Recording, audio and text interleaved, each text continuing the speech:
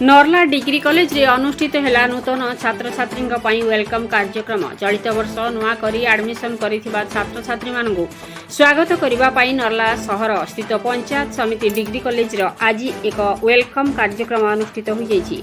उक्त कार्यक्रम रे मुख्य अतिथि भाव किछि दिन तले राष्ट्रपति द्रौपदी मुर्मू हाथरू जातीय शिक्षक पुरस्कार प्राप्त शिक्षक संतोष कुमार कर जोगदे छात्र छात्री को दिग्दर्शन देथिले। सम्मानित अतिथि रूपे कलाहांडीर प्रसिद्ध गायक सर्वेश्वर भोई जोग देथिबा बेले कॉलेज अध्यक्ष नारायण नायक प्रारंभिक अभिभाषण रखी छात्र छात्री को उत्साहित करथिले।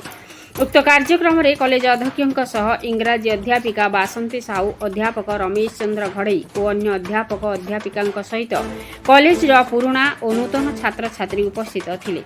युक्त 3 तृतीय वर्षर छात्र देवप्रसाद पाड़ी मंच परिचालन करथिबा बेले अविनाश अग्रवाल सहयोग करथिले। नर्लारू जगतराम साहू सह दीपक ठाकुर रिपोर्ट मसीहा न्यूज। आपण मसीहा न्यूज यूट्यूब चैनल को सब्सक्राइब कलेनी कि जदि करिनाहंती एबे करिनियंतु। एहा सह मसीहा न्यूज रो फेसबुक पेज को और ट्विटर को फॉलो करंतु। ता सह मसीहा न्यूज रो ऐप आसी गलानी। निज मोबाइल रो प्ले स्टोर रो डाउनलोड करनियंतु। जय जगन्नाथ।